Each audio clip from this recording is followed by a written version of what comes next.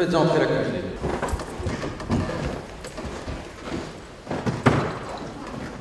Je m'appelle Marie-Alexandrine Petitjean, veuve éclair. Je suis née à Wallon le 14 octobre 1850. Cette femme respectable que j'ai envie de défendre aurait pu assassiner quelques 11 personnes qu'elle a parfois rencontrées que furtivement. Et pour quel mobile avéré? Rien. Seulement des insinuations malveillantes sur une femme qui était à l'époque complètement déconcertante. Qu'avez-vous pensé de cette reconstitution? C'était très bien fait parce que, comme on l'a expliqué après le procès, ça a duré plusieurs mois et qu'il fallait condenser. Donc en 2 heures, je pense qu'on a eu les principaux éléments pour se forger une opinion. Sinon, les acteurs étaient très crédibles et bien sûr, c'est des avocats de profession. L'accusé particulièrement très bien. Voilà. Ce sont des faits qui sont déroulés dans les années 30 et nous sommes en 2011 avec une autre culture, une autre vision de la chose et tout.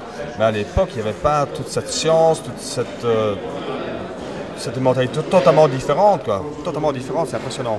Je trouve que ce qui est frappant, c'est l'attention des pas des téléspectateurs, des spectateurs, là, en l'occurrence, qui suivent ça avec beaucoup d'intérêt. On sent une certaine tension à certains moments quand les avocats plaident. D'humanité dans votre âme, déjà promise à la damnation éternelle.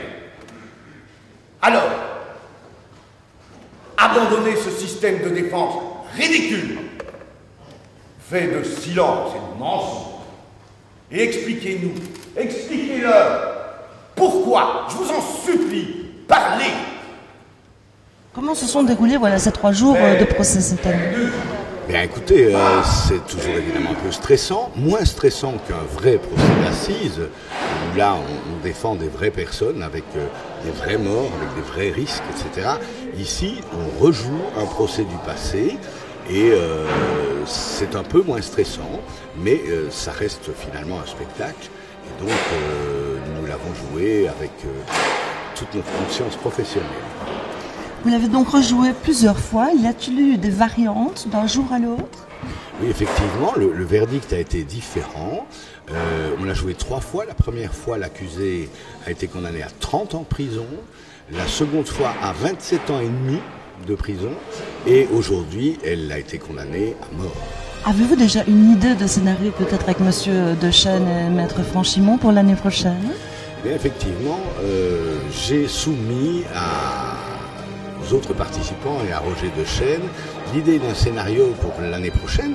Je ne vous en dirai pas le nom, mais pour ceux qui connaissent un peu les procès, sachez que c'est l'Italie qui sera l'invité d'honneur du Festival du film policier.